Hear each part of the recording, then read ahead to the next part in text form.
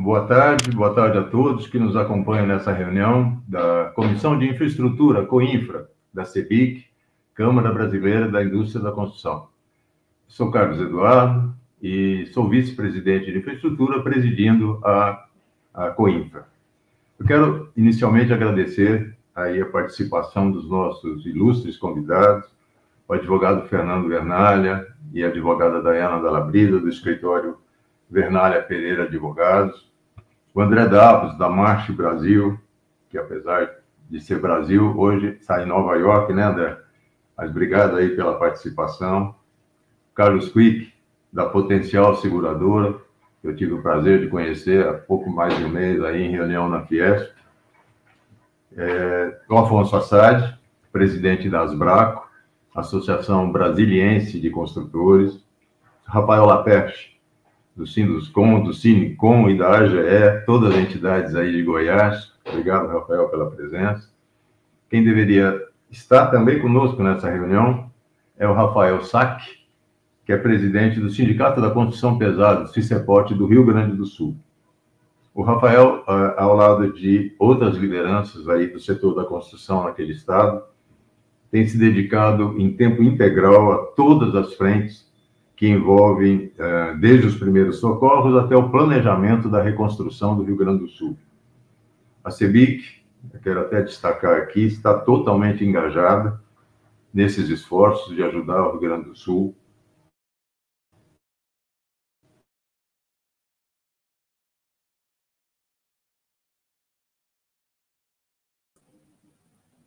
Acho que o Cadu travou.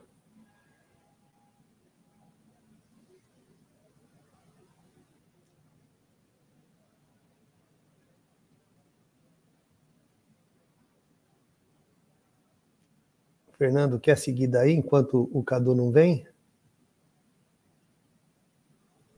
Vamos sim, vamos sim. Eu estou avisando ele aqui. Bom, pessoal, então, enquanto o Carlos Eduardo está tentando retornar aqui a nossa vídeo por problemas de instabilidade na sua rede, eu já vou dando início, então, à minha exposição. Pela ordem aqui, eu seria o primeiro a falar mesmo. Então, mesmo na ausência do Carlos, eu vou aqui deixar meu agradecimento à CEBIC pelo convite e eu cumprimento a todos vocês para dizer que é uma satisfação participar dessa reunião. Eu vou tratar aqui, em 10 minutos, sobre o seguro-garantia, né, que recebeu novos contornos legais aí com a edição da nova lei de licitações e também com a edição de uma normativa recente da SUSEP, né, que é a 662 de 2023, lembrando que a nova lei de licitações, quando foi editada, ainda vigia a normativa 443 da SUSEP, de modo que o seguro-garantia, né, ele está regulado pela nossa legislação, principalmente, ou primariamente pela Lei 14.133, né, que é a nova Lei de Licitações e Contratos, e subsidiariamente por essa normativa 662 da SUSEP. Mas eu queria partir aqui de uma análise do próprio regime de garantias, né, que está previsto na nova Lei de Licitações e Contratos, no âmbito em qual se insere o tratamento legal do seguro-garantia. Então, só para a gente partir aqui da análise do regime jurídico das garantias, né, a nova lei previu ali como um limite ordinário, né, as garantias contratuais, 5%, podendo chegar a 10% em caso de obras em que há ali complexidades técnicas e riscos que justifiquem, né, a elevação do limite até 10%, mas o limite, digamos assim, ordinário, né, para o valor da garantia contratual a ser exigida em contratações de obras civis de engenharia e contratações de outra natureza também, é de 5%. Né? Então, você pode dizer que, na grande maioria dos casos, o valor da garantia contratual, o limite de valor da garantia contratual será de 5%. Então, o tratamento conferido pela Lei 14.133 às garantias contratuais, ele não discrepa muito do tratamento dado pela legislação passada, pela Lei 8.666. Né?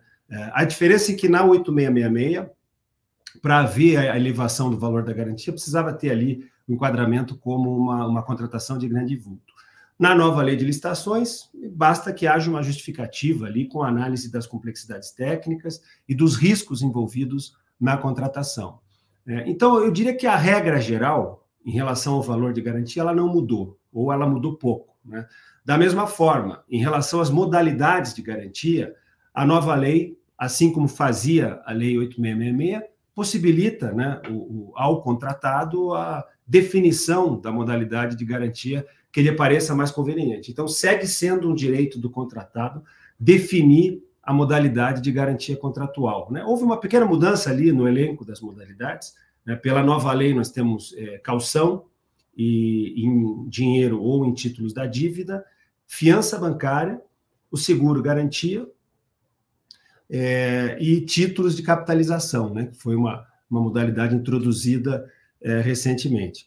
Então, em relação ao tratamento geral, digamos assim, né, a disciplina geral sobre as garantias contratuais, o tratamento dado pela nova lei de licitações ele não se diferencia muito do tratamento dado pela lei 8666. A diferença está num tratamento especial que é dado especificamente para a hipótese de contratações de obras e serviços de engenharia de grande vulto, né, que são aquelas de valor acima de 200 milhões de reais. Para essas contratações, aí sim a lei prevê a possibilidade de o edital de licitação exigir a modalidade de seguro-garantia, né, que a prestação da garantia se faça na modalidade do seguro-garantia, com cláusula de retomada, podendo chegar até 30% do valor do contrato. E mais especificamente sobre isso que a gente vai tratar aqui nesse evento. Então, primeiramente, né, o que é o que é seguro-garantia, depois eu vou deixar aqui para a doutora Dayana e para os outros participantes também explorarem mais isso. Eu queria me concentrar aqui na cláusula de retomada, né, que eu acho que é uma novidade importante e que vai exigir esforços aí, tanto das administrações públicas quanto do próprio mercado, né, para, enfim, estruturar produtos e para regular melhor essa hipótese da cláusula de retomada, que embora já tivesse previsto, né, a nossa legislação, as normativas aí que regulam o seguro já continham essa previsão. O Carlos Eduardo retornou. Pode continuar, Fernando, que caiu a internet aqui para mim. Pode continuar, por favor. Posso continuar? Tá bom, Carlos. Bom, então, como eu estava dizendo, a cláusula de retomada, em alguma medida, já era prevista, né, nas normativas aí aplicáveis. A normativa 433 já previa como uma forma de pagamento da indenização pela seguradora, assim como faz a normativa 662, mas ela sempre foi subutilizada, né, quase nunca utilizada, e a ideia, né, pelo menos a ideia subjacente ali à criação dessas novas regras pela nova lei de licitações é que se estimule a utilização da cláusula de retomada para que a administração pública cautele o risco de ter uma obra inacabada, né? Então, existe ali uma norma na nova lei que prevê a possibilidade de o edital de licitação exigir essa cláusula de retomada, né, o seguro-garantia com cláusula de retomada, e, portanto, essa é uma possibilidade, mas, ao mesmo tempo, a lei prevê que a seguradora terá a opção, alternativamente à retomada da obra, né, mesmo que previsto no edital de licitação a cláusula de retomada, ainda assim a seguradora teria a possibilidade de pagar o valor integral da apólice, né, alternativamente à execução e conclusão da obra, né. Quando eu estou me referindo aqui à cláusula de retomada, é uma cláusula que cria o compromisso para a seguradora de executar, né, a obra até o seu final, de concluir a execução da obra, partindo da premissa que houve uma inexecução contratual e a obra está inacabada, né, e, portanto, a seguradora assumiria o compromisso quando ela intervém, né, como anuente no contrato principal, que é o contrato administrativo de execução de obra pública, ela assumiria o compromisso de concluir a obra, de executar a obra até o seu final. Mas, como eu disse, a própria lei prevê, né, como faculdade da seguradora, pelo menos essa interpretação que eu extraio daqueles dispositivos ali do artigo 102, né, daqueles incisos do parágrafo único do 102, que prevêem como uma opção da seguradora ou executar a obra até o seu final, concluir a obra, ou pagar o valor integral da apólice. Isso quer dizer que a seguradora, a prevalecer essa interpretação, né, de que a opção entre essas duas formas de indenização é uma faculdade da seguradora, é lógico que a seguradora fará uma análise, ali no caso concreto, enfim, uma comparação entre cenários, né, entre assumir a obra, e ela vai fazer o levantamento ali do sobrecusto, né, para conseguir concluir a obra até o seu final, ou pagar o valor integral da apólice. Isso vai depender muito do estágio em que se encontra a execução do contrato e das características ali do caso concreto. Bom, então, eu acho que essa é uma primeira questão importante, depois, para ser melhor explorada, né, porque a legislação é mal redigida nesse ponto. Então, ela possibilita diferentes interpretações em relação ao caráter de obrigatoriedade da cláusula de retomada, né? Se a seguradora teria ou não a obrigação de concluir a obra, uma vez prevista essa obrigação no edital de licitação, ou se aquelas regras previstas na Lei 14.133, elas têm um cunho injuntivo, são regras de aplicação cogente e dariam a opção, né, confeririam uma faculdade para a seguradora de optar alternativamente à conclusão da obra, a retomada, né, a executar a obra até o seu final, ao pagamento do valor integral da apólice. Eu creio que essa é a interpretação que prevalecerá. Agora, é claro que a seguradora, para que a retomada e a execução da obra até o seu final seja possível, né, é claro que isso exigirá da seguradora o acompanhamento da execução da obra, e até por isso é compreensível que a legislação prevê uma série de direitos, né, que são assegurados à seguradora nessa hipótese, na hipótese da exigência de cláusula de retomada. Então, primeiramente, há um dever, que é o dever da seguradora subscrever o contrato principal, né, como interveniente anuente. Essa subscrição, né, a firmatura do contrato pela seguradora, nessa qualidade, logicamente, que cria uma vinculação em relação ao conteúdo obrigacional do contrato, eu diria principalmente a matriz de risco do contrato, né? Significa dizer que no cenário em que a seguradora tem de retomar a execução da obra, ela vai se responsabilizar por todos aqueles riscos que foram assumidos no contrato principal pelo contratado, pelo fato dela estar ali subscrevendo como interveniente anuente. E essa hipótese da retomada exigirá uma cessão da posição contratual, né, em que há uma subrogação da seguradora nos direitos e nas obrigações do contrato principal, né? Ela assume a execução do contrato, assumindo os direitos e se responsabilizando por todas aquelas obrigações. Então, ela também, logicamente, fará jus à remuneração, né, prevista para a finalização da execução do contrato. E há uma série de outros direitos, eu não vou ter tempo de explorar muito aqui, estou vendo que o tempo caminha muito rápido, né? O prazo é curto, para tentar ficar no meu tempo, eu já vou me caminhando para o final, né? Só para resumir aqui os principais direitos, né? São direitos, principalmente de 3 ordens aqui. O primeiro é o direito de acompanhamento técnico e financeiro da execução da obra. Ela vai ter ali livre acesso, ela tem o direito de ter acesso às instalações físicas, acompanhar a execução do contrato, ter acesso à auditoria econômica e financeira, fazer requerimentos ali de informações ao responsável técnico. Tudo isso é muito compreensível porque é sempre muito problemática a transferência, né, das instalações da obra para um terceiro. É preciso que isso seja muito bem programado, documentado, precisa haver delimitação de responsabilidades a todos os ativos e passivos relacionados à execução de obras, e há também responsabilidades que nem são de disposição das partes, né? Por exemplo, problemas trabalhistas ou passivos ambientais, e que eventualmente ensejam responsabilização objetiva. A gente precisa saber como que a jurisprudência, enfim, os órgãos de controle tratarão desses casos, quer dizer, a limitação dessa responsabilidade da seguradora em relação a esses eventuais passivos.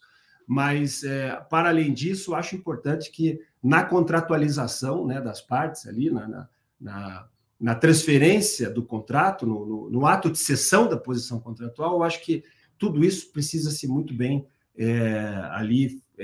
acordado entre todas as partes, porque eu acho que esse é um risco importante que a seguradora pode correr. E, logicamente, que a seguradora fará uma análise muito mais criteriosa do que tem feito atualmente. Isso vai elevar custos de transação, vai elevar o preço do prêmio, né, pago pelo tomador, e vai encarecer o próprio custo da obra. E, portanto, o preço a ser pago pela administração vai subir em face dos custos adicionais aí que serão suportados pelas seguradoras para o exercício dessa cláusula de retomada, né? Isso vai tornar as análises, isso é compreensível, né? Vai tornar as análises mais criteriosas, mais exigentes, e, portanto, isso vai ter um custo que vai ser incorporado aí no custo do prêmio, no preço do prêmio, e depois no preço do próprio contrato. Afora, logicamente, os custos de acompanhamento e monitoramento de todo o contrato. Acho que é importante a gente entender isso. E a elevação ali no valor do seguro vai gerar esse efeito, e no final das contas, né, Carlos, uma coisa que a gente já discutiu muito, pode haver como efeito aí a competitividade nas licitações, a restrição do universo de ofertantes, porque as seguradoras, em alguma medida, também vão funcionar como aí fatores de filtro, né, ao mercado, de seleção do mercado, porque só poderão disputar as licitações de grande vulto, que prevejam cláusula de retomada, por exemplo, como garantia contratual, aqueles licitantes, aquelas empresas que tenham condição de acessar esses seguros, né, e, portanto, que passem no crivo das seguradoras, porque, logicamente, que a seguradora exigirá contra-garantias, né, dos tomadores para cautelar riscos, né, na hipótese de haver a materialização do sinistro e o regresso para cobrar do tomador. Evidentemente que as seguradoras farão essa exigência de contra-garantia, o que exigirá a disponibilidade patrimonial dos interessados, né, em acessar esses seguros. Então, no final das contas, isso pode se refletir no universo, na restrição, do universo de ofertantes. Só para concluir, Carlos, a seguradora tem o direito de fazer também a gestão da obra, isso está expressamente previsto na lei. Isso significa que ela tem o direito de subcontratar o construtor, né, a empresa que vai executar a construção.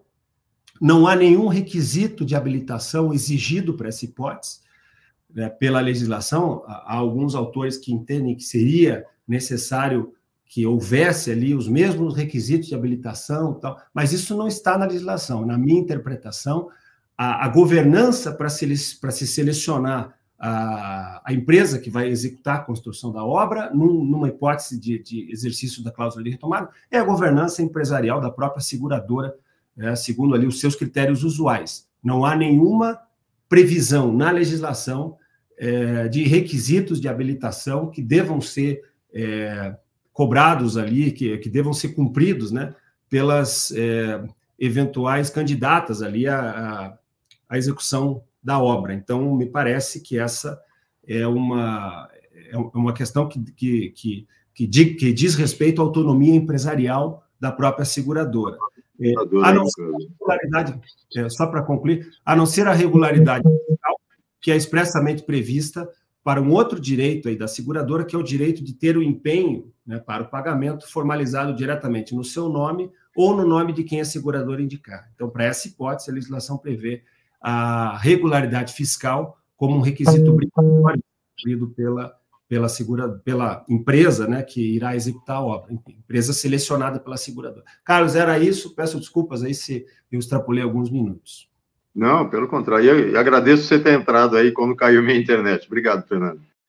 Eu acho que você tocou num ponto que, obviamente, deve passar aí pela nossa conversa, a importância que assume uma boa matriz de risco nos contratos para efeito de análise da própria seguradora, né, Fernando?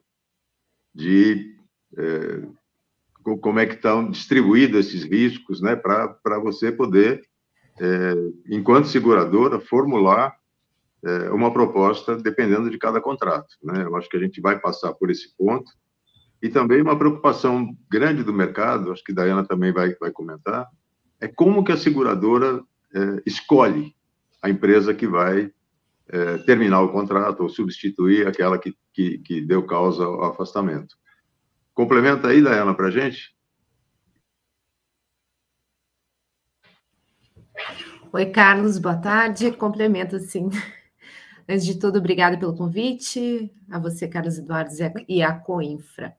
Bom, eu eu gostaria de contribuir aqui com essa conversa, trazendo aí alguns aspectos sobre a circular SUSEP 662, que entrou revogando, né, a circular SUSEP 477, que tinha vigência aí desde 2013. Eu observo que a circular SUSEP, essa nova regulamentação trazida para a SUSEP, ela vem num caminho de ajudar na construção desse produto que está, digamos assim, delineado pela nova regulamentação da Lei de Licitações, né?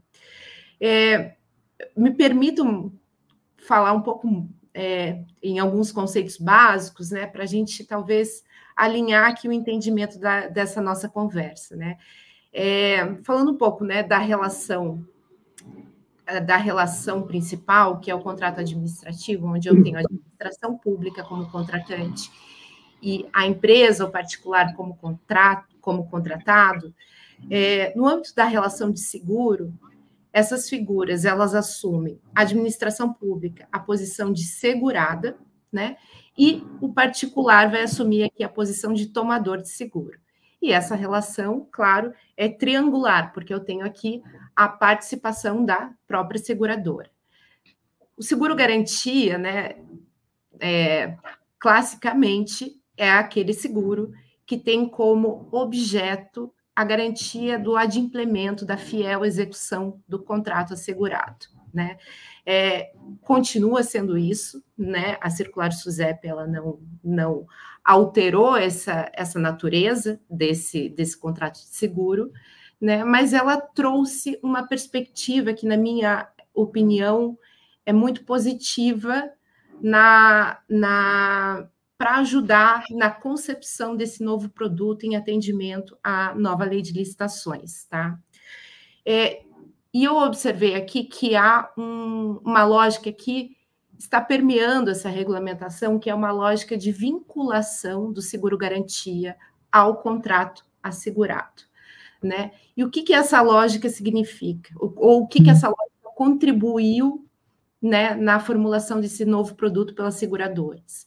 É uma lógica que permite, primeiro, é uma lógica que submete o seguro-garantia às condições, à legislação, à natureza, aos conceitos, né, do próprio contrato administrativo, mas é uma lógica também que ajuda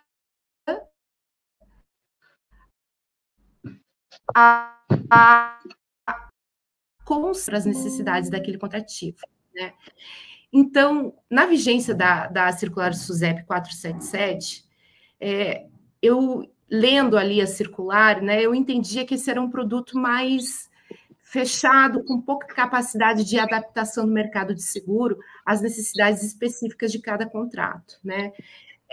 Inclusive, a 477 tinha um anexo que trazia aí um clausulado padrão, né, que tinha que ser observado e tudo mais. A 422 vem justamente mudando esse aspecto de forma a permitir com que as seguradoras possam customizar melhor e adaptar as suas coberturas às exigências do contrato assegurado. E de que forma que essa adaptação acontece, né? Como que isso está colocado ali na circular SUSEP 662? Através do conceito de, ou melhor, através de uma melhor discriminação de quais seriam as obrigações inadimplidas que estariam, então, cobertas por aquele seguro-garantia, né? Você não tem mais um conceito amplo de inadimplemento. Você pode identificar exatamente qual inadimplemento vai ser objeto dessa cobertura, desse seguro-garantia. Quando a gente pensa em contratos de construção, de uma forma geral, independente do modelo, a gente tem que reconhecer que são contratos complexos. Não é um contrato de uma obrigação, é um contrato que congrega uma multiplicidade de obrigações, algumas mais sensíveis e diretamente relacionadas ao escopo principal, e muitas obrigações laterais, acessórias e tudo mais. Então, quando eu asseguro de uma forma ampla o conceito de inadimplemento, eu estou assegurando tudo, né? E agora, quando a circular SUSEP permite essa customização, ela está criando um incentivo para a própria administração pública, na minha leitura, perceber dentro daquele projeto quais são as obrigações mais sensíveis e cujo inadimplemento fazem jus a essa garantia. Né? Então, como que isso pode ser construído dentro? Como que essa identificação dessas obrigações podem ser construídas, né? Bom, primeiro, a origem de tudo estará lá no contrato administrativo, né? E o contrato administrativo pode eleger uma fase do projeto ou uma etapa do projeto, que é objeto daquele seguro. Ela pode eleger determinadas obrigações, que são as obrigações que serão ou não cobertas naquele seguro, e pode eleger, inclusive, valores, naturezas de valores que são ou não cobertos pelo seguro.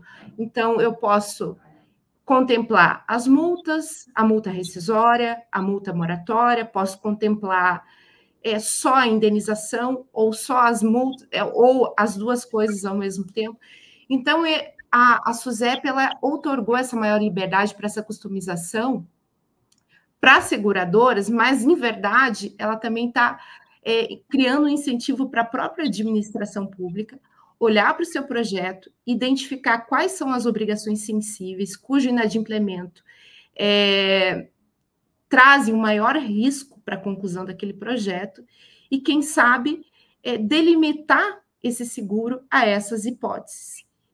E essa delimitação é a delimitação que vai ser transportada para dentro do seguro-garantia, né? Então, eu entendo que essa delimitação é muito saudável, tanto no aspecto...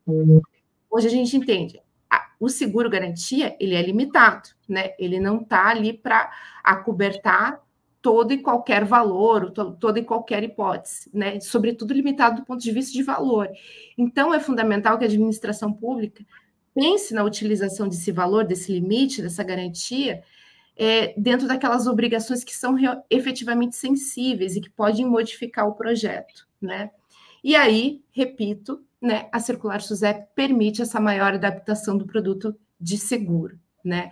Então, para mim, essa é a principal alteração que a SUSEP fez dentro da regulamentação do seguro-garantia e que me parece ser uma alteração muito sadia, né? Que vem a trazer uma maior estabilidade para a própria relação de seguro, no sentido de que a seguradora também vai ter uma capacidade de identificar quais são as obrigações que estão delimitadas como objeto da cobertura e, com isso, fazer um mapeamento melhor do risco ou um mapeamento mais preciso do seu risco, né? Mas, ao mesmo tempo, né, em que eu tenho isso, né, que eu tenho essa maior plasticidade de trabalhar o produto de seguro, eu também tenho uma maior vinculação desse produto de seguro ao próprio contrato administrativo. Logo, quando a seguradora vai subscrever esse risco, né, eu diria que esse trabalho de análise de risco, né, ele tem, claro, sempre teve uma histórica importância na leitura da capacidade daquele tomador de cumprir com as suas obrigações, mas também vai exigir da seguradora uma leitura própria do contrato administrativo, né? Entender quais são os riscos próprios, né? E sobretudo, esse projeto, né, que está sendo garantido pela seguradora. No mais, eu diria a vocês que é uma regulamentação que esclareceu alguns pontos que talvez historicamente tenham gerado algumas controvérsias, né, no ponto dentro da execução do contrato de seguro, exigiu da seguradora algumas previsões, o esclarecimento e talvez a maior objetividade em algumas previsões, sobretudo dentro dos temas de expectativa de sinistro e caracterização de sinistro, né? São dois temas que têm que estar diretamente vinculados ao contrato administrativo, mas têm que estar dispostos também de forma muito objetiva e muito clara dentro da apólice de seguro, né? Também entendo que a SUSEP outorgou um ônus maior à seguradora quando ela exige da seguradora que, ao descrever os seus riscos cobertos, tenha o cuidado de descrever, sobretudo, aquilo que não está coberto, né?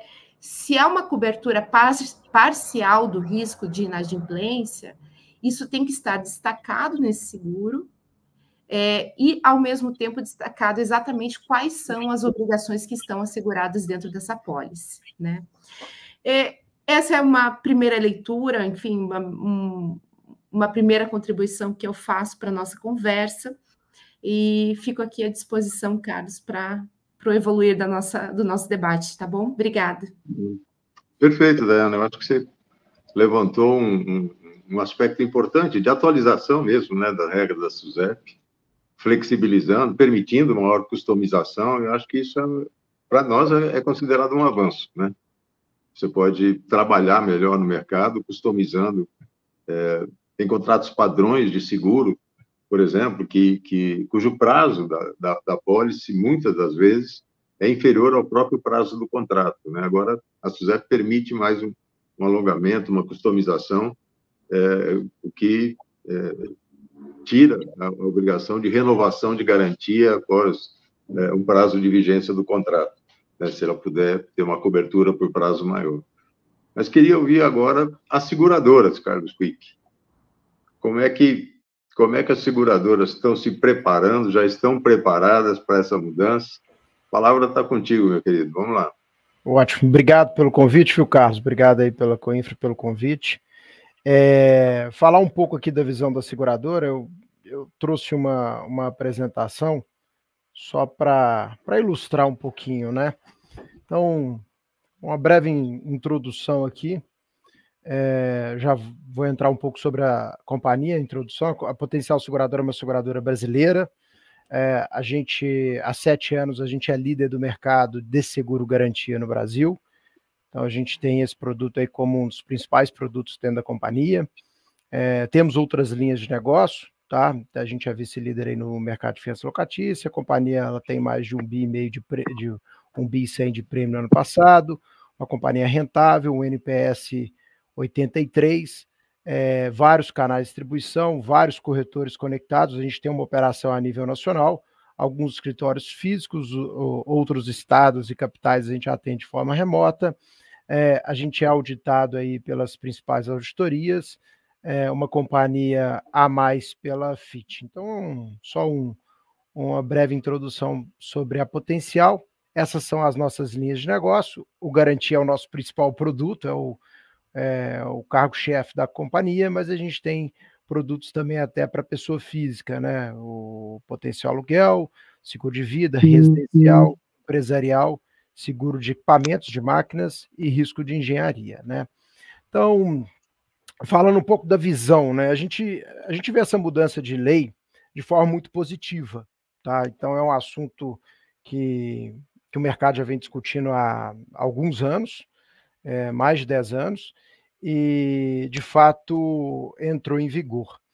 O Estado, ele não quer indenização, né? O Estado quer obra concluída, ele quer a obra pronta. E a gente acredita que essa mudança ela vai trazer um pouco mais desse resultado, né? Então, do resultado das obras concluídas.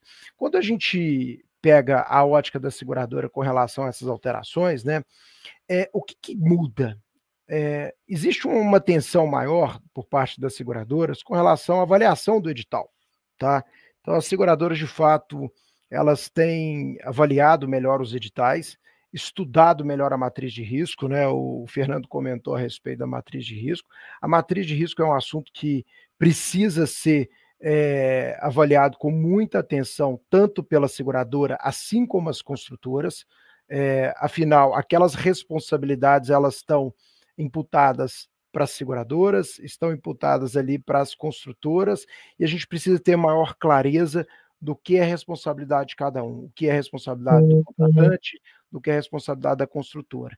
Então, a gente precisa ter muita atenção nesse aspecto e questionar eventuais responsabilidades que que estão sendo colocadas para os contratantes, né, que deveriam ser responsabilidades ali da contratante e não do contratado. Então, a gente tem olhado bastante isso. A gente passa a ter um viés um pouco mais forte na viabilidade técnica da construtora. A gente continua também olhando a parte econômica da empresa, mas a gente olha mais também para a parte técnica da empresa, a capacidade dela executar aquela obra, o conhecimento dela em executar aquela obra. Afinal, a gente tem uma mudança bem elevada ali no percentual de garantia, onde a gente tinha uma garantia de 5%, a gente passa a ter uma garantia de 30%. Então, os valores eles vão ser bem mais expressivos, né? A gente também tem alguns casos ali que podem ter 10% de garantia, né, para obras de não grande vulto. Então, a companhia seguradora ela precisa olhar um pouquinho mais para outros aspectos. Então, trazendo aqui uma visão simples, né, dos casos que não tem muita mudança, os casos tradicionais, né, a gente ainda tem a pegada do crédito e da capacidade técnica da empresa, mas de forma talvez um pouco mais superficial, né? Então a gente não vai aprofundar tanto. A gente tem os casos tradicionais também com garantia adicional, isso já foi comentado. Isso é um alerta, obviamente, isso é um alerta para a seguradora. A gente vai tomar um pouco mais de cuidado com relação a essas necessidades, né? Quando você tem ali um desconto muito grande referente ao preço dado pelos concorrentes, pelo edital, a gente precisa olhar isso com um pouco mais de cautela, um pouco mais de cuidado para avaliar se aquele contrato de fato é exequível, né? Então a gente passa a olhar isso com um pouquinho mais de cuidado, com um pouco mais de atenção, e aí nós temos os casos de retomada de obra, né? Esses casos a gente precisa aprofundar e muito, tá? Nós precisamos entender melhor a questão de projeto, a gente precisa avaliar a questão de orçamento. A seguradora, ela passa, de certa forma, a se tornar quase uma sócia da construtora naquele projeto, tá? Então, a gente tem que pensar até por esse olhar. A seguradora, ela se torna um sócio ali naquele projeto. Então, a gente precisa entrar a fundo, a gente precisa, de fato, ter informações, ter o acesso, ter essa proximidade com os nossos clientes, para conhecer a fundo ali a capacidade técnica da empresa em elaboração de orçamento, em elaboração de projeto, como ela vai executar isso. A gente precisa ter um envolvimento maior, né? A garantia de 30%, até conforme o doutor Fernando comentou, a seguradora ela tem duas opções.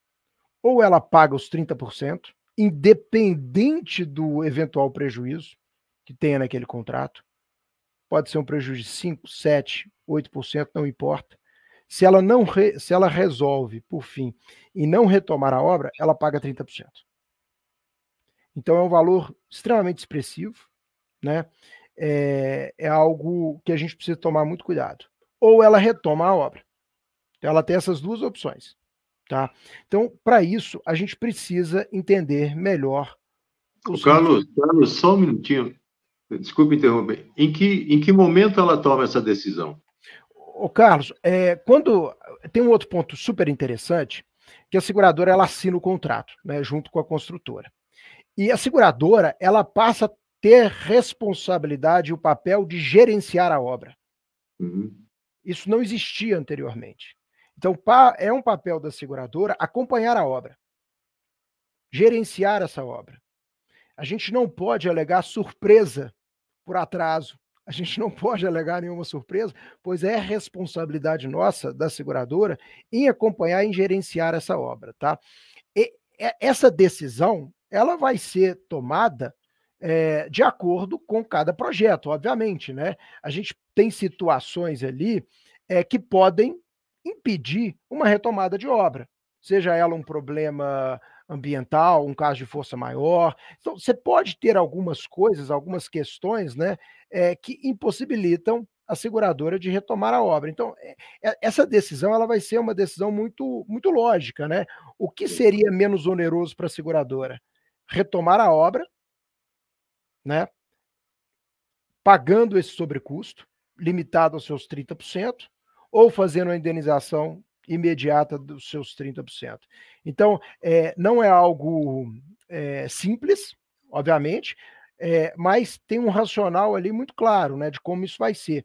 E a seguradora, quando ela eventualmente ela for retomar uma obra, o que a seguradora vai fazer? Ela vai buscar um parceiro, né, porque a seguradora não é empreiteira, ela é uma gestora. Tem até uma pergunta a respeito disso. Seguradora não vai se tornar empreiteiro, tá? Seguradora é um gestor ali do contrato. Ela torna um papel ela assume o papel de gerenciar esse contrato. Então nós vamos buscar parceiros que tenham a qualificação necessária para retomar aquele tipo de contrato, né? Então nós vamos, obviamente, né, bidar este contrato. A gente vai bidar, fazer um orçamento para ver o que é mais interessante, se é de fato retomar a obra ou pagar a indenização. Existe um ponto com relação a isso, né? Que nós estamos falando de valores mais expressivos, né? Isso vai fazer com que a gente tenha obras acabadas. 5% não cobre basicamente nada de sobrecusto, retomada de obra. Então a gente tem hoje uma garantia muito mais forte na mão do governo do que existia. Então cabe uma cautela também maior de todos, né? Pela forma que isso está sendo conduzido e tudo mais, a gente analisar essa matriz de risco. Eu já escutei de algumas empresas, né, de alguns empresários, que analisavam pouco essa questão da matriz de risco. E a gente precisa ter um cuidado maior com relação a isso. O que é responsabilidade de cada um dentro do contrato? O que pode ser responsabilidade de cada um dentro do contrato? Nós temos que, de fato, questionar responsabilidades que são colocadas para as construtoras que não deveriam ser colocadas para as construtoras. Então, isso tem que ser muito bem trabalhado, tá? E observado. Até concluindo, sendo bem breve aqui, né? Qual que é a principal mudança que a gente vê com essa lei, né? A forma com que as seguradoras, as corretoras e as empresas vão se relacionar. Então é muito importante essa proximidade. A seguradora ela passa a ser um grande parceiro de negócio, ela passa a ser ali um sócio, de certa forma, dentro desses contratos. Então a gente precisa ter muita proximidade. E a seguradora ela está aberta para isso. Ela está disposta a isso, a conhecer melhor, a estar próximo ali do cliente, a poder gerar esse suporte para ele dentro dessas garantias mais expressivas, né? Então é muito importante que a gente tenha isso na nossa cabeça, que a gente mude um pouco esse comportamento. A gente precisa tratar os casos com um pouco mais de prazo, tá? O mercado ele não vai conseguir atender numa velocidade extremamente rápida uma garantia de 30%. Não vai. A gente precisa ter tempo para analisar projeto, analisar orçamento, a gente vai precisar de mais tempo. Participou de um bid, eventualmente a gente não tem todas as informações no momento do bid, até por um desconforto em apresentar todas essas informações, mas tendo o resultado, está na hora de já começar a trabalhar, a discutir sobre a garantia de performance. Então, a gente precisa trabalhar com mais antecedência, a gente precisa trabalhar de forma mais próxima, tá? Essa mudança exige uma certificação da parte da seguradora, então, a seguradora, no caso da Potencial, nós já estamos com engenheiro dentro de casa, para nos ajudar a gerenciar essas obras. A gente tem parceiros também já firmados aqui, que tange a avaliação de projeto, avaliação de orçamento, acompanhamento de obra. Então a seguradora ela tem que mudar um pouco a forma dela em trabalhar, né? A gente não pode trabalhar da mesma forma, então existe uma mudança ali de conduta por parte da seguradora. Não são todas as seguradoras que vão operar com retomada de obra, são poucas seguradoras do mercado que de fato vão atuar nesse perfil de risco. A gente tem mais de 30 e poucas seguradoras no mercado, mas que vão atuar nesse tipo de risco, nós podemos falar entre 5 e 6 seguradoras. Então a gente vai ter um número bem mais restrito ali de seguradoras que vão estar aptas a trabalhar com esse tipo de risco, né? Em editais que tem o agravo de garantia, né, a gente vai ter que ter um pouco mais de cautela. Então, o mercado tem mudado, a ideia também é a gente apoiar sérias empresas, que é a grande maioria, né? A gente tem muitas boas empresas no Brasil. O Brasil sempre foi aí uma referência na engenharia. Perdão? O Brasil sempre foi uma referência na engenharia. A Potencial começou na sua origem exclusivamente com garantias de performance e BID. Então, a gente tem muito apreço aí pelo segmento, a gente tem muito interesse aí em continuar apoiando esse segmento, que é de suma importância para o Brasil, né? Então, o Brasil ele precisa de infraestrutura e acredito que essa lei ela veio para trazer mais qualidade e velocidade nesses projetos, e a Potencial ela está se preparando para atender. Então, fica aí à disposição a companhia, tá? Essa aproximação, essa capacidade de apoiá-los aí fica à disposição a Potencial, tá bom? Carlos, obrigado aí. Se tiver alguma pergunta, eu estou às ordens. Obrigado, Carlos. Agora voltando com a internet aqui, fica mais gostoso. Perguntas tem, a maioria, eu estou vendo que diz respeito à forma de seleção da empresa que poderá substituir, mas depois a gente dirige mais especificamente a pergunta a você, Carlos. Você frisou um ponto que está claro para todos nós, né? Que é a participação mais ativa da seguradora na relação contratual com as empresas, né? E uma preocupação nossa também, você ao final colocou, é o preparo das seguradoras, né, com equipe técnica, com engenheiro. Eu acho que, né, tem que ter um lado de engenharia presente para fazer esse acompanhamento, essa proximidade, né, porque o acesso, inclusive, a questões contábeis durante a execução contratual, né, isso tudo é novo, né, é uma novidade aí que pode estar presente aí nos contratos. Mas eu queria agora passar para Nova York, nosso correspondente internacional, André Davos. Mais uma vez, obrigado, André. A gente já tem uma história junto aí construída, André da March Brasil. Obrigado aí por ter cedido aí o espaço. Eu sei que você está em operações nova-iorquinas aí, mas queria, como sempre, é bom te ouvir a respeito desse tema, André, por favor. Obrigado. O Cadu, né? Nosso amigo de tanto tempo. É Cadu, né? Primeiro, o Coinfra da CEBIC está de parabéns, novamente, por trazer à tona um tema tão importante para todos os associados da entidade.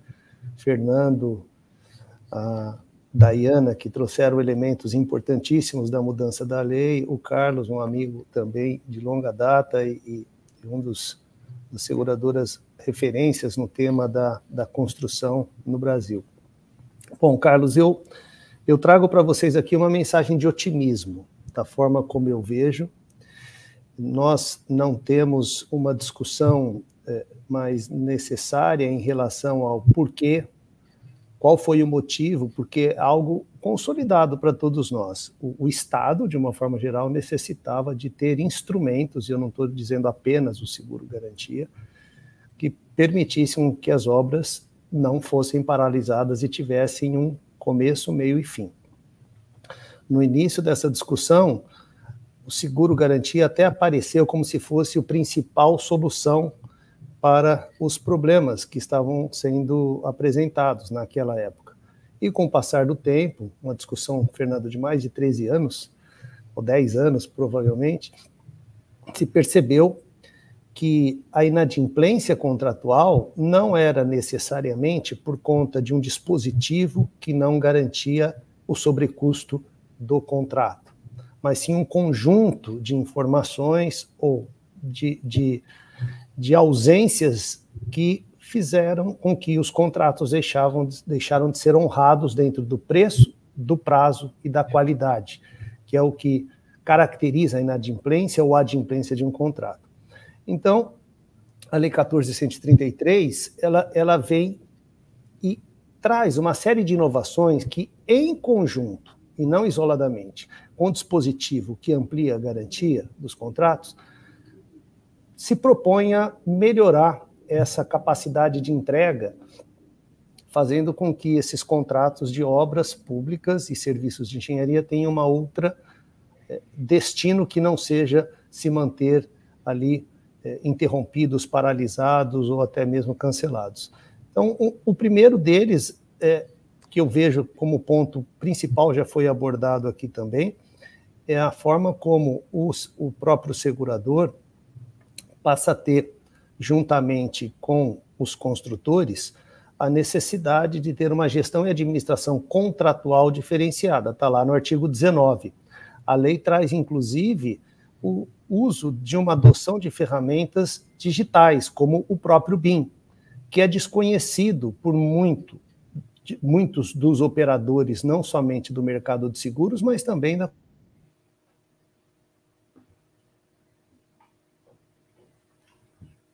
Está sem som, André. Acho que está mudo aí.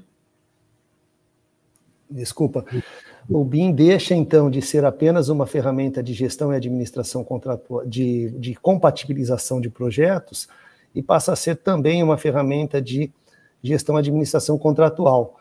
Já foi falado da matriz de risco, que está lá no artigo 6º, e da forma como eu interpreto, não é apenas para obras de grande vulto, porque a lei define que o contrato deverá definir os riscos associados às partes contratantes. Então, não importa se é uma obra de grande vulto, que vai ter um capítulo específico de matriz de risco, ou uma definição clara de quais seriam os riscos de cada uma das partes, também deixará mais transparente o processo de contratação.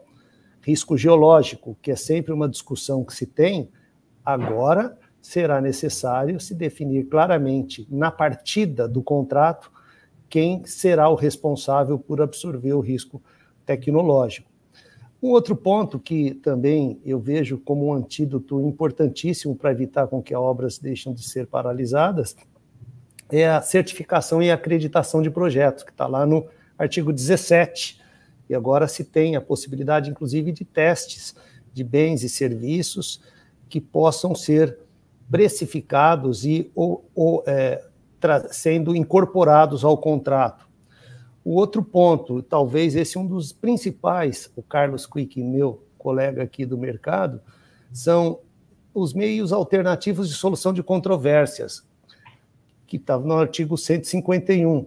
Até então, a seguradora ficava na arquibancada, esperando uma notícia, se a obra iria ou não acontecer. E não tinha, por parte do contratado e do Estado, a possibilidade de ter uma discussão privada em relação àquela adimplência ou inadimplência contratual. Hoje já é possível, com esse novo dispositivo.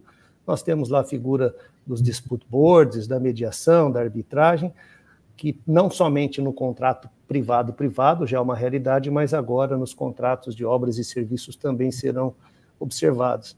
Um ponto que passou despercebido por muitos de nós é o artigo 22, lá no parágrafo... Não.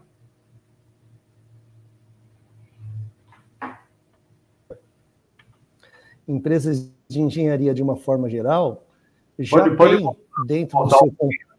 Voltar um pouquinho o seu comentário do artigo, que ficamos sem ouvir. Ok. Ok, voltando então, o outro ponto passou despercebido por muitos de nós aqui, é o artigo 22, lá no parágrafo 2º, que traz a possibilidade do administrador público exigir a contratação de outros tipos de seguros, como engenharia, responsabilidade civil, que, claro, em caso de um acidente que não tem a ver... Está falhando um pouco a transmissão aí. É culpa de Nova York, não é do Brasil, não. Coberto por essa apólice de seguros. E, por final, chegamos aí na cláusula do step-in, onde o Carlos já comentou a respeito desse assunto, e como regra geral, de fato, não muda, e de 5 podendo chegar a 10, sempre conectado com a matriz de risco do contrato. E agora a possibilidade do de se ter uma adoção de uma garantia de até 30%, é importante dizer o até 30%, porque teremos contratos de uma determinada modalidade, com serviços de engenharia simples, que podem não exigir uma garantia de até 30%. E aqui, para concluir, eu faço a menção a uma iniciativa do Estado do Mato Grosso, da equipe da doutora Estela e o secretário Caio, que trouxeram já uma discussão antecipando um tema que eu entendi que foi uma solução interessante, porque na visão do Estado do Mato Grosso, Cadu, obra de 200 milhões de reais era too much para o Estado. Então, eles criaram uma legislação estadual, definindo como obra de grande vultos para o Mato Grosso, aquelas no valor de até 50 milhões de reais. Com isso, passaram a ter, então, a possibilidade de utilizar o artigo 98, 99 e 102 dentro daquela realidade do Estado. Eu entendo que essa é uma tendência que pode ser seguida por outros estados, de forma a utilizar o seguro-garantia como um mecanismo também de proteção da adimplência contratual. E, para finalizar, como o Carlos já antecipou, uma obra não padece de mal súbito. Ela não morre do dia para a noite, ela apresenta sintomas.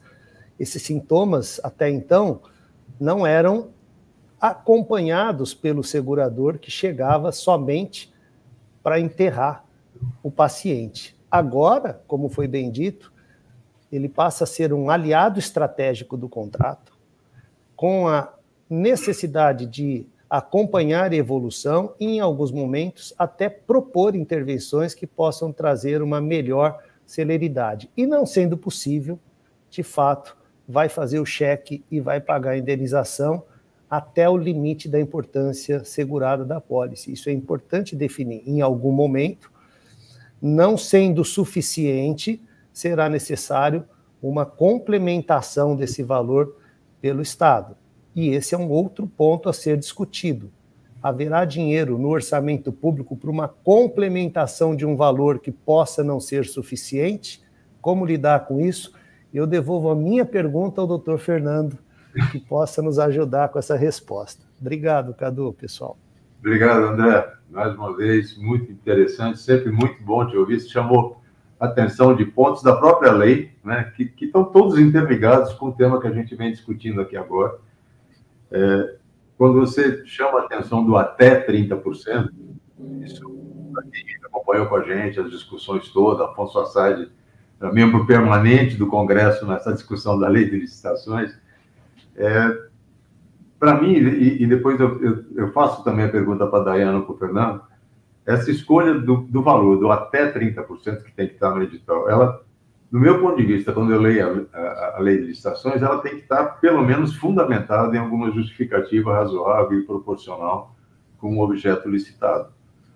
Não é uma escolha que vem livremente, sem nenhuma justificativa. Mas depois anota aí, Fernando, para a gente falar um pouquinho sobre isso. Eu queria ouvir o Afonso Assad agora. A gente passou por alguns temas, Afonso, nas exposições anteriores. Por exemplo, é possível que esse procedimento do seguro-garantia venha nos ajudar na questão da execuibilidade da proposta? Ponto que a gente está lutando muito na lei de licitações para derrubar alguns vetos. Eu chamo de veto absurdo, veto maldoso que foi posto na lei com relação à aplicação do portaria, pregão e tal. E o objetivo é realmente a gente tentar evitar essa área de mergulho de preços, que só desestimula o setor, afasta o governo e tem como resultado paralisação da obra. Então, eu vejo, de certa forma, um link com a questão do seguro garantia adicional de proposta, que é o termo que a gente não falou aqui ainda, como uma dos apoios que pode acontecer para melhorar a questão do conceito da execuibilidade de preços. E um segundo, antes de passar para o Afonso, obrigado a fazer um merchan. Estamos agora no final desse mês, lançando um trabalho escritório Vernalha, que deu toda a consultoria, um trabalho sensacional sobre matriz de risco em obras públicas, dando um elenco de questões, várias o André passou, até comentou, o André Davos comentou aqui agora, mas eu acho que é uma bíblia para distribuir e correr esse Brasil afora, a importância da matriz de risco e elencando tudo que é possível em termos de riscos contratuais, o melhor endereçamento de cada um deles, no caso da matriz de risco. Então, é só um merchan que eu estou fazendo, vai ser lançado numa reunião no Tribunal de Contas da União, talvez no final desse mês de maio. Afonso, a palavra está contigo, meu irmão. Bom, boa tarde a todos. Carlos e André, a parceria com as seguradoras é muito saudável.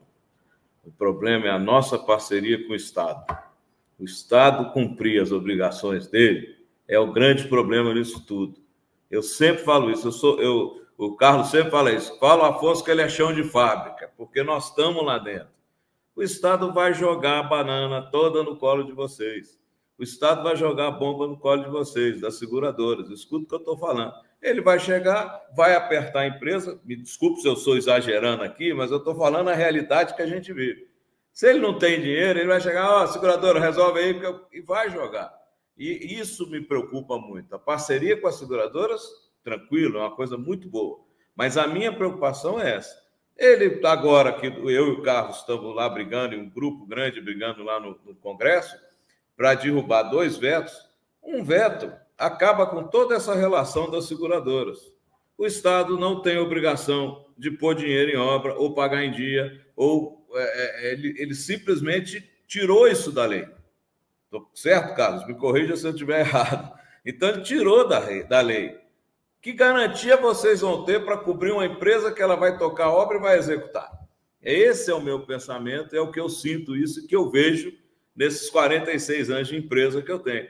O Estado, quando ele não tem obrigação, ou ele tem obrigação, mas ele não quer cumprir, não acontece nada com ele. Nós temos obrigação, a gente não quer, a gente é obrigado a cumprir porque o Estado não está preocupado com isso. Então, a relação nossa, nós temos que pôr muito peso disso. Vocês da seguradora podem ajudar na derrubada desse veto lá no Congresso, porque vocês podem exigir, olha, nós cobrimos tudo, desde que esse veto aqui seja derrubado. Porque simplesmente você não tem aonde correr. É importante ter essa garantia, eu acho super saudável você tocar as coisas com tranquilidade, a empresa tem a tranquilidade que vai receber. Quando você tem um Estado sério, aí eu posso elogiar Brasília hoje, que Brasília tem cumprido com todas as suas obrigações, sem deixar as empresas no risco, e tem cumprido. Então, a empresa toca a obra com tranquilidade, nós fazemos os seguros com tranquilidade e tocamos tranquilo e as obras são entregues sem problema.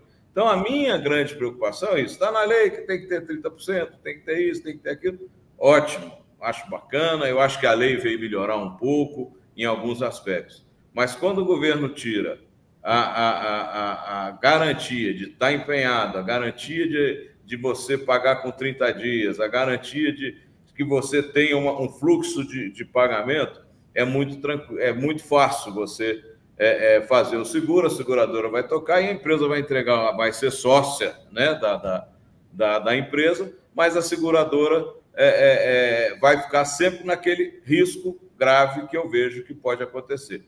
Então, a gente trabalha muito nisso, nós temos essa visão de parceria. Eu sou um parceiro do Potencial há muitos anos já, e a gente trabalha com bastante tranquilidade. Mas quando você não tem um Estado sério, aí toda essa discussão que a gente tem aqui vai por água abaixo. E, infelizmente, hoje, no Brasil, nós estamos vendo isso em alguns lugares aí. A iniciativa do Mato Grosso, muito boa. É um estado um pouco tranquilo, estável.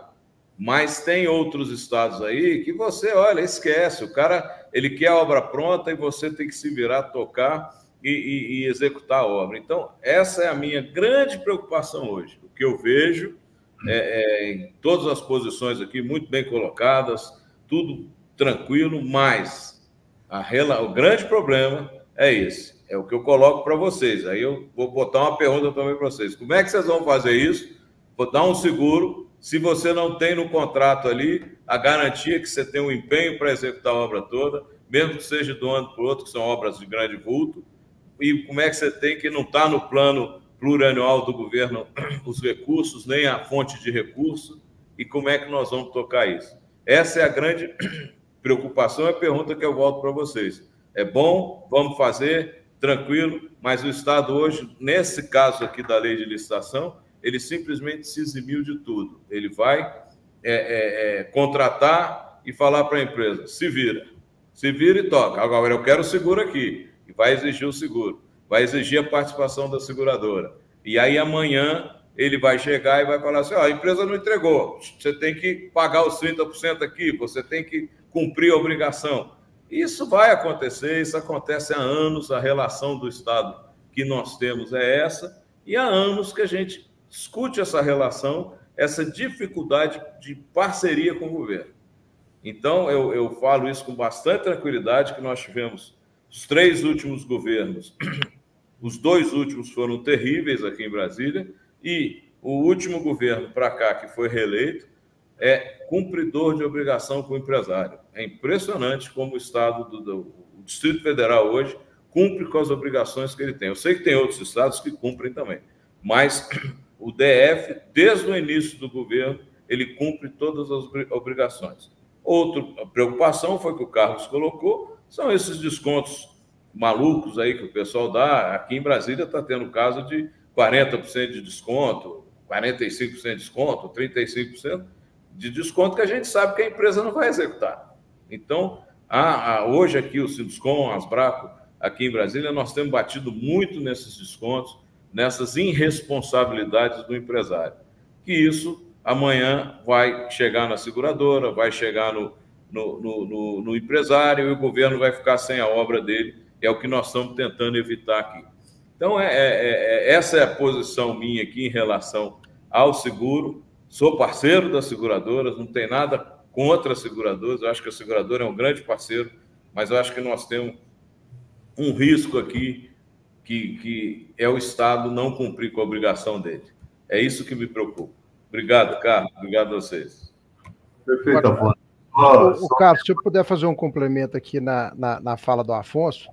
Afonso, a gente... Eu queria lembrar, o Afonso e o Fernando Vernalha, mais do que ninguém sabem disso, o quanto nós lutamos por aquele dispositivo na lei de licitações que obrigava o depósito em conta vinculada antes de cada ordem de serviço de cada etapa.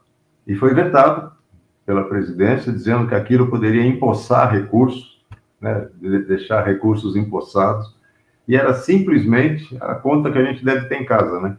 Só vamos gastar se tiver dinheiro. Era isso que a gente estava pedindo na lei de licitações. Carlos Quick, a palavra é tua. Obrigado. Antes de mais nada, né, Afonso? Obrigado aí por essa parceria de longo prazo que a gente tem aí entre as nossas empresas. O seguro-garantia, o André até comentou isso, não é uma bala de prata. Né? Isso aí não é o solucionador de todos os problemas. Não é. Né? E dentro de um contrato, a gente tem responsabilidades, né, e deveres entre as partes. E volta um pouco na questão da matriz de risco também, que ela tem que ser bem endereçada. Então, não é que com um seguro-garantia de 30%, com retomada de obra, no qual a seguradora é responsável também por gerenciar e acompanhar essa obra, que ele pode ser executado de qualquer forma. Né? Então, não é dessa forma que você não pode executar um seguro-garantia de qualquer forma, você tem que executar ele com base em quebras contratuais, né? Então, ele não é um título executivo de chegar a executar e de qualquer jeito está executado, não é isso.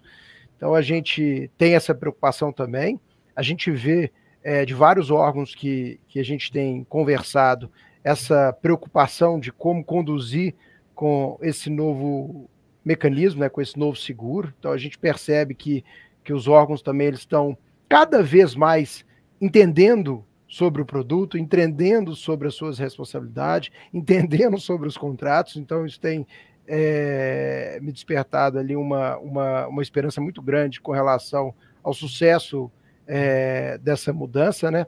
Então, a gente tem a preocupação, mas é algo que podem ficar relativamente, estou falando tranquilo nesse ponto, que não é uma execução de qualquer forma. E um ponto até interessante que você comentou também, Afonso, a nova lei de licitações, principalmente obras de grande vulto, ela não restringe as obras de 200 milhões, valores atualizados vai para 240 milhões mais ou menos, ela pode ser considerada para obras menores, igual o estado do Mato Grosso, né? Ele tem uma lei estadual que classificou obras de grande vulto 50 milhões. Então, no Brasil, nós podemos ter estados, municípios que caracterizam obras de grande vulto de 20, 30, 50, 60, 70 milhões de reais, né? A realidade da cidade de São Paulo é diferente da realidade da cidade de Cuiabá. Então, para uma cidade, para um estado, para um município, né, os valores de grande vulto podem ter outras referências. Então, ela não se restringe somente às obras de 200 milhões. E hoje, no Brasil, nós temos o primeiro caso, que não foi um caso de 200 milhões, e sim um caso acima de 50 milhões. Perfeito. Eu queria a realidade regional mesmo, né, Carlos? Porque são muitos Brasis, um Brasil só, né? Então, eu acho que se essa configuração se estender para outros estados, deve ser bem positivo. Eu acho que vale o exemplo de Mato Grosso. Afonso, eu queria ouvir o Rafael.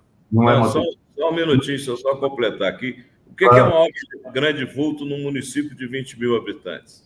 É isso que a gente também tem que pensar e tem que avaliar. Isso não foi avaliado na lei. Eles jogaram 200 milhões e cada um tem que se virar e tocar. Eu só tenho uma preocupação nisso tudo aí, porque na hora que fecharem esses acordos, eu tenho muito medo dos órgãos de controle. Os órgãos de controle, os caras põem na cabeça umas coisas, o Carlos sabe disso, Bernardo, a gente briga muito por causa disso, são situações que o cara, ele vai ver ali, não, tá aqui, você tem que... Olha, escuta o que eu estou falando, eles vão bater nisso, eles vão colocar isso, se não tiver uma regra muito firme, porque o órgão de controle, eles não estão preocupados em ajudar, eles estão preocupados em colocar a coisa para andar e ele quer a obra pronta. Então, problema de quem está executando. Este é o meu pensamento e nada contra os órgãos de controle, os órgãos de controle têm que existir, mas tem hora que vão ter situações... a live, viu? Então, só para falar, o tribunal tem gente inscrita que está assistindo aqui. Rafael, e a realidade em Goiás? Obra de 200 milhões é grande vulto? Como é que está aí? Rafael Lapete. A palavra é tua. Obrigado, Rafael. Boa tarde a todos. Boa tarde, Carlos. Obra de 200 milhões é grande vulto, acho que no país inteiro, né? Mas, sobre esse assunto de seguros, eu fiquei refletindo sobre isso daí e trouxe alguns pontos em especial.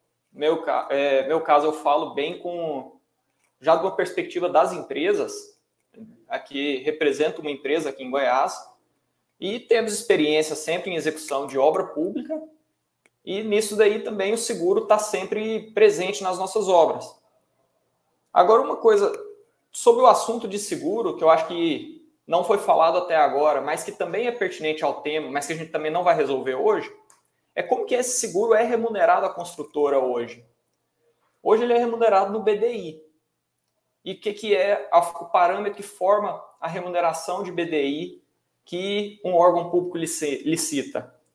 Hoje, muitas vezes, os órgãos públicos estão seguindo, até de maneira muito cega, o Acórdão 2622 de 2014 do TCU, que foi um acórdão bem complexo, que fez um estudo bem aprofundado dos orçamentos de obra pública e estabeleceu critérios para a formação do BDI de editais.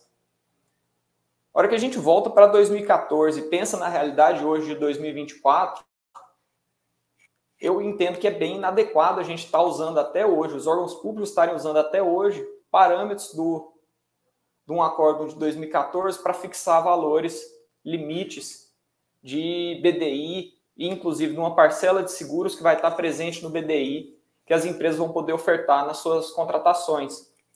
O que a gente viu hoje nessa discussão, nesse debate, são alternativas de seguro que aumentaram muito na sua complexidade, e isso traz um custo mais elevado. Esse custo tem que estar presente nos editais, e para as empresas assumirem esse custo, elas têm que ser remuneradas adequadamente por isso. Então, os editais têm sim que prever preços mais caros nos seus BDIs, nas suas remunerações para as empresas. E ainda, da remuneração do seguro, tem um outro fator muito interessante da gente discutir. Hoje, como que é remunerado o seguro efetivamente? A gente falou já do valor, agora vamos falar de como ele é remunerado. Ele é um percentual do BDI, mas como que a empresa recebe isso? Por ser um percentual do BDI, a empresa vai recebendo isso proporcionalmente ao avanço de obra ao longo de toda a execução da obra. Mas o custo do seguro, ele é um custo que incide, muitas vezes até mesmo antes da assinatura do contrato. A empresa ela paga o prêmio para poder ter o seguro formalizado e apresentar esse seguro para o seu contratante. Só que esse valor de seguro, muitas vezes, ele é um valor até significativo. Você aporta esse valor no início, antes da obra começar, mas você não vai ser remunerado por esse valor até o final da obra. Isso causa um descasamento no caixa da empresa que não vejo como sendo a melhor forma, ainda mais em contratos de preço unitário, contratos de execução de obras, que aquilo que você faz, você recebe. Entendo que, na minha opinião, não é uma coisa que vai ser resolvida hoje, não vai ser, mas é interessante trazer para a discussão o custo do seguro como item de planilha. Um item de planilha, seguro de obra, que você vai medir no primeiro mês da obra. Assim como vários outros custos que você vai ter no primeiro mês da obra.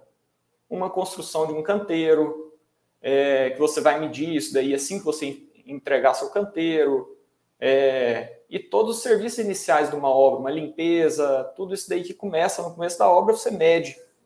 Assim que você executa, o seguro também poderia estar mais bem orçado, na minha opinião, como item de planilha. E também seria uma forma mais objetiva de perceber o aumento da complexidade do seguro no custo das obras. Uma outra situação que eu trouxe aqui para reflexão mesmo, principalmente do ponto de vista das empresas, é que o seguro, da forma como ele existe hoje, ele é uma coisa que tem protegido muito o poder público. Mas, e o contratado? A gente vê muitas vezes as empresas que abandonam a obra, tudo isso daí acontece, a gente não pode fechar os olhos para isso. Mas muitas e muitas e muitas vezes, o que a gente vê são falhas do contratante. Falhas do contratante que impedem a continuidade e a conclusão dos projetos. É o que o Afonso tanto falou de falta de seriedade do Estado, isso acontece no nosso dia a dia. E a gente não tem a disponibilidade, não conheço, pelo menos nunca fiz, um seguro que me protegesse de uma falta de uma desapropriação, de uma falta de empenho. A gente sofreu bastante uns anos atrás com grandes projetos que não tinham empenho que fosse compatível com o avanço previsto do projeto. O empenho vinha a conta-gotas, e isso limitava a execução da obra. Tudo isso são fatores que afetam o construtor, afetam a empresa, mas que hoje a gente não está discutindo ainda. É uma coisa que deveria estar na pauta para uma discussão futura, pelo menos do meu ponto de vista. Os seguros, eu entendo que estariam mais... Eles poderiam tentar proteger um pouco mais as duas partes. Isso daí poderia ser uma pauta de discussão futura. Agora, acho que todo mundo falou que o seguro, da forma como ele está sendo abordado agora com cláusula de retomada, ele não é uma bala de prata. Eu concordo, ele não é uma bala de prata. Até porque eu tenho uma experiência particular bem complexa. E isso me traz dúvida se, na eventualidade do sinistro, o seguro ele seria efetivo para solucionar a entrega da obra, vamos dizer isso. O seguro ele é uma relação complexa, é um contrato muito complexo e que tem muitas letras miúdas. Assim como o contrato de uma obra é complexo, a execução de uma obra é uma situação que envolve inúmeros fatores, a contratação de um seguro, pelo menos do meu ponto de vista, ele também é difícil. Envolve muitos fatores e essas letras miúdas. Será que o poder público, as empresas estão qualificadas para entender esse seguro e, na hora que aconteceu um evento, ter condição de acionar esse seguro e receber a garantia e a seguradora assumir o custo? Eu, sinceramente, não sei. E por que eu digo isso? Porque eu tive um caso bem particular aqui nosso, que quando aconteceu o sinistro, nossa cobertura foi negada. Foi negada de forma injusta. E por que eu falo injusta? Porque depois de 4 anos o Poder Judiciário reconheceu que foi injusta. E a gente recebeu isso daí depois que a sentença transitou em julgado. Mas será que, havendo um sinistro, já foi falado aqui que são poucas as seguradoras que vão estar qualificadas para avaliar esse tipo de cobertura, para fazer esse tipo de cobertura que é complexa. Será que o poder público vai estar qualificado para exigir isso? Vai conseguir atender todos os critérios para poder exigir a cobertura, para acionar o seguro? São algumas reflexões que eu deixo, Carlos, e desde já agradeço a oportunidade de participar. Não, obrigado, Rafael. É o que eu chamo, Afonso, também, é trazer o chão de fábrica, né, Afonso? É a realidade de quem está ali na linha de frente e trazer essas questões. Quando você levanta a remuneração dessa despesa inicial, que já é paga, e hoje é feita através do BDI, gradualmente, através do contrato, tem outra preocupação, né? A renovação de apólice. Quando é necessária no contrato, você renovar a tua apólice, você já pode ter executado 80% do contrato, mas você tem que renovar em cima do valor integral do contrato. Isso eu acho uma grave distorção. Está faltando 20% do contrato, o resto está executado. Aí você tem que fazer uma renovação em cima do valor integral de novo.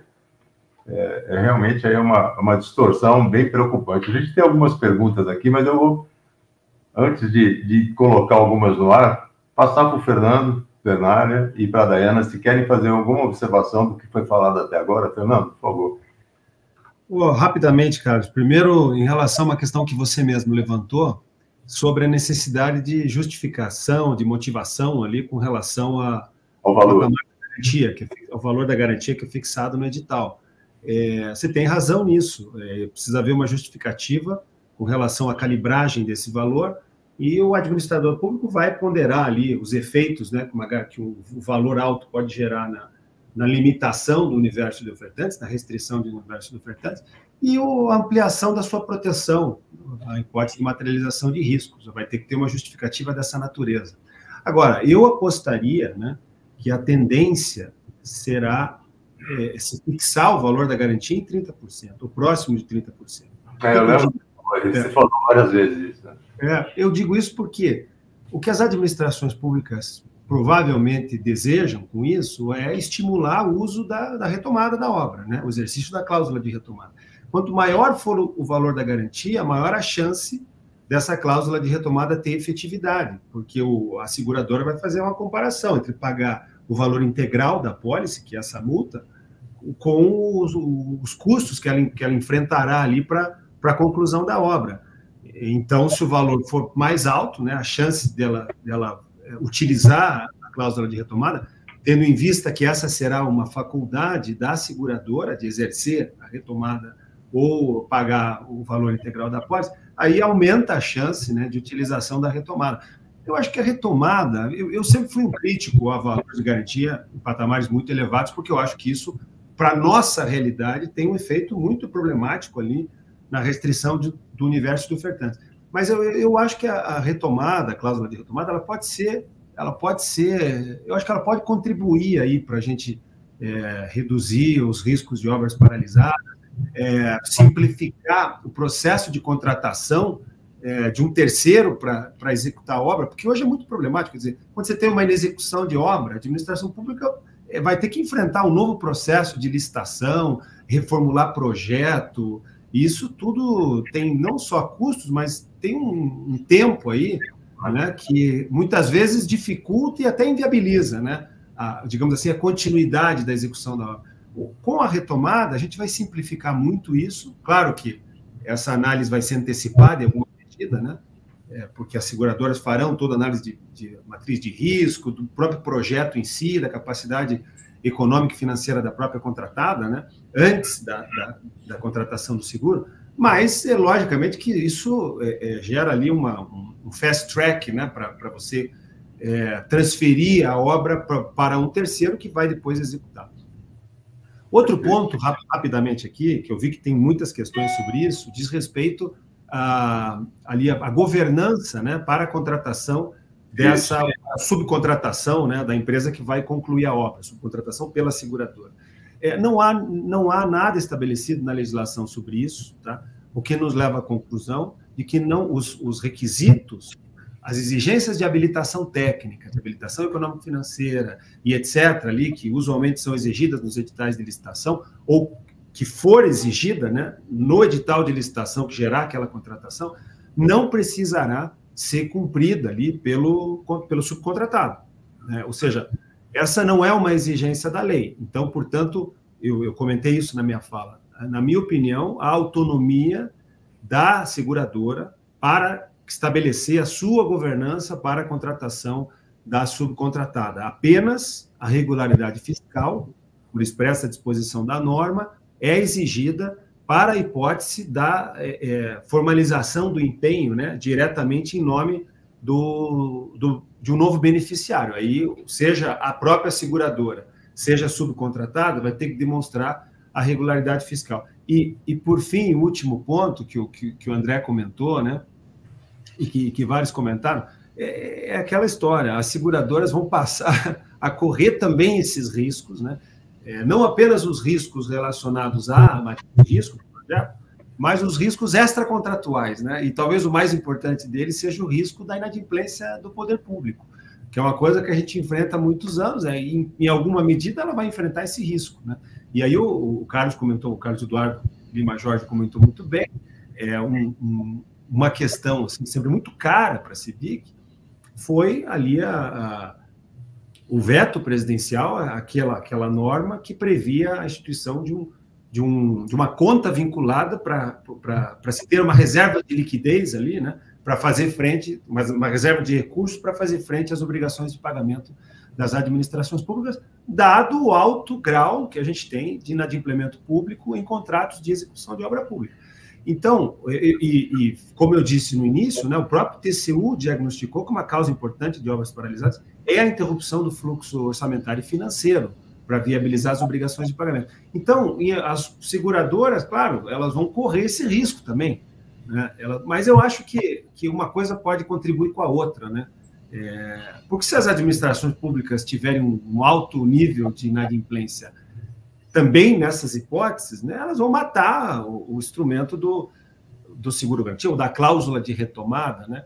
E acho que a presença da seguradora monitorando, acompanhando a fiscalização da obra pode também gerar incentivos ali para o contratado, um maior incentivo para o contratado cumprir a execução do contrato, não pelo monitoramento em si, mas porque, logicamente, que a seguradora ela vai exercer o regresso, né, em si, para cima do contratado, numa hipótese em que haja inexecução contratual. A seguradora vai cumprir, vai honrar e executar, concluir a obra, né, executar o contrato até a conclusão da obra, e depois, naturalmente, vai cobrar ali os prejuízos do contratado que causou a inexecução do contrato. Exato. É isso, Carlos. Carlos, é o André. Se você me permitir, eu queria deixar minha mensagem em função aí de um... A gente está batendo no horário, mas eu sei que você tem horário mais apertado. Tenho que me deslocar aqui. Mas, primeiro, para o Afonso e para o Rafael, importante vocês entenderem assim, o segurador, como aliado estratégico dos contratos, e agora, mais do que nunca, vai avaliar quais serão os contratos que ele previamente estará disposto a garantir, antes de pensar, inclusive, em quem será o tomador que ele vai dar capacidade.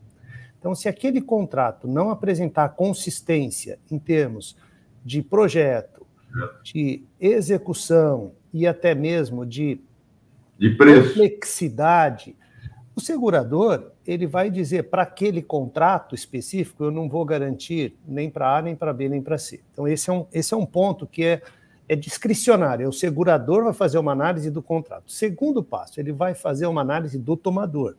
Ele vai entender quem é o tomador, qual é a capacidade dele, técnica, operacional, o backlog, como ele se comportou ao longo dos anos, quem é a equipe de engenharia, se é própria certeirizado, se vai ser contrato faturamento direto. Ele vai analisar toda essa questão para pensar. E terceiro, ele vai analisar também quem é o segurado, que é o Estado. Como é que esse Estado se comporta? Exemplo de algumas empresas públicas que são extremamente complexas a relação, alguns seguradores dizem, para aquele edital, para aquela empresa, eu prefiro não participar. É uma forma educada de dizer, não quero correr aquele risco. Claro, e aqui nós estamos diante, talvez, de uma série, não pode ser uma fotografia isso aqui, nós temos que pensar numa série da Netflix, que tem aquela fase que se conta uma história, aí tem a fase do calor e tudo termina bem, porque é uma curva de aprendizado, principalmente para o administrador público, que até então ele tinha modelos standards que ele se utilizava, o segurador dizia aceito, não aceito, quero ou não quero, e o segurado, ou tomador, que é quem de fato contrata e paga pela apólice, tinha algumas opções de seguro, fiança, título ou calção em dinheiro. Então, nessa série, ou nesse filme, se a gente quiser pensar assim, nós estamos nessa fase de interação e colaboração, e é fundamental a presença de vocês, da CEBIC, a forma como vocês estão se organizando, e vêm se organizando, contando com uma assessoria impecável jurídica do Fernando, da equipe, que traz essa visão técnica do direito e mais essa aproximação com o mercado de seguros e resseguros. A gente não pode esquecer que nós, seguradores, ou melhor, os seguradores, eles dependem de capacidade de terceiros também para operar, para melhorar essa percepção de risco. E um aconselhamento aqui, Carlos, esse tema que o Afonso trouxe do veto em si é um ponto de dor, porque se a obra não tem, ou se aquele contrato não tem a garantia de que o contratado receberá aquela quantia necessária, é um agravante que pode inviabilizar a aceitação do segurador ou agravar o prêmio. O que o Rafael disse sobre remuneração, talvez ele tenha a dizer do custo do seguro. Então, são fatores que nós vamos ter que trabalhar em conjunto para equacionar no médio prazo. No curto é difícil, no longo não vai ser viável. Então nós vamos ter que focar no médio prazo mesmo, tá bom? Obrigado. E vocês me perdoem a ausência e desculpem não ficar até o final. Mas eu estou, desde já, você levantou a bola e a gente está convocando, o Afonso já fez isso, esse time que trabalha no âmbito dos seguros e tal, a nos ajudar na derrubada desse veto na lei de licitações, que vai acontecer aí no final do mês. Eu passo as mensagens todas para você e para o Carlos, porque a gente tem que contar com quem tem bom senso e quem está preocupado pelo Brasil dê certo. Então, conosco. Obrigado, André. Um abraço, pessoal. Sucesso. Um abraço, um abraço. Eu passaria para a Dayana alguma consideração final, Dayana, por favor, fique à vontade. Obrigada, Carlos. Eu acho que o André trouxe aqui um ponto bem interessante, né? Que é esse novo papel que a seguradora assume, né? Nessa nova dinâmica do seguro-garantia, né? Existe aí uma implícita política de mitigação de risco que passa a ser realizada também pela seguradora, que faz isso em dois momentos, né? No momento antes da subscrição do risco e na escolha que a seguradora tem em relação ao projeto, em relação ao contratado do projeto, em relação à matriz de riscos e assim por diante. E aí a gente já vê que o mercado vai fazer uma seleção pela outorga de seguro-garantia desse projeto. E uma segunda fase de atuação da seguradora, que é uma política de mitigação de riscos durante a execução do contrato, né? Então, esse acompanhamento, essa fiscalização, esse interesse proativo da seguradora no projeto é muito benéfica. E a circular SUSEP traz essa previsão expressamente, inclusive colocando aí a possibilidade da seguradora figurar como uma mediadora de conflitos, ou alguém que possa aí tratar esse risco de inadimplência antes dele acontecer. Era a minha consideração final, Carlos. Obrigada. Ótimo, Dayana. Muito obrigado. Nós aqui agradecendo. Eu tenho que levar uma questão, são várias, mas assim, muito coincidentes, mas eu vou levar para o Carlos Quick. Luiz César pergunta o seguinte, é o tal do desconto excessivo, né, na licitação. Se uma empresa vence uma licitação com desconto alto, vamos supor cerca de 45%, a seguradora, caso aceite segurar essa obra, deverá enviar uma proposta com valor muito maior do que se vencida com apenas 5% de desconto? Essa análise. Tá. Isso entra, né, Carlos, com relação àquela previsão na lei, de quando você tem um desconto excessivo, o órgão, né, e o governo, ele pode exigir uma garantia adicional, tá? Então, a gente vai olhar isso com outros olhos, né? E avaliar se de fato aquele contrato ele tem capacidade de ser executado ou não, tá? Afinal de contas, é importante frisar que a gente assume o risco daquilo, nós somos o garantidor. Exatamente. Então, nós queremos garantir contratos e empresas que tenham qualidade, tá? Até hoje, se você tiver que substituir a empresa, né, tem muitas perguntas em relação a isso. Eu vi também. Se pode aproveitar as que já fizeram. Eu acho que o caminho natural é a seguradora se proteger também nesse momento, né, Carlos? Com certeza. A empresa que lhe dê segurança para a continuidade do contrato, né? Com relação até às substituições, é natural que a seguradora, né, no caso da Potencial, que ela busque os parceiros que ela tem dentro de casa. Afinal, a gente tem aí, de seguradora, a gente tem 14 anos de operação, como eu comentei, tem 7 anos que a gente é líder desse mercado, a gente tem clientes no Brasil inteiro, trabalhando em diversos tipos de obras, obras de saneamento, obras de estrada, rodovias, então a gente tem de tudo. E a gente consegue monitorar, e a gente tem o dado de quais foram os contratos executados, os seus valores, suas complexidades, nós temos esse histórico. Então, caso a Potencial tiver um problema, ela tem a relação aqui dentro de casa para buscar um possível substituição. Tá? Óbvio que a gente pode olhar quem participou ali do BID, que seria as empresas que têm predisposição em entrar naquele contrato, mas a gente também pode conflitar com o nosso banco de dados, tá? Com relação aos nossos clientes. Eu acho que é isso. Gente, nós estamos passando um pouquinho do horário. Queria agradecer, em primeiro lugar, a quem acompanhou esse debate conosco. Algumas perguntas que provavelmente ficaram sem resposta, nós vamos cuidar de responder. Agradecer demais Fernando Bernal, Dayana, meus companheiros Afonso e Rafael Lapeste, Carlos Quick, meu mais novo amigo da Potencial Seguradora. Obrigado aí pela atenção, pela disponibilidade e respondendo uma das perguntas. Esse vídeo fica disponível no YouTube da CEBIC. A partir de hoje, quem não pôde assistir, pode assistir completamente lá. Gente, a todos, muito obrigado e vamos torcer para esse nosso mercado ir cada vez melhor de obras e seguradoras. Obrigado a todos. Uma boa tarde. Boa tarde.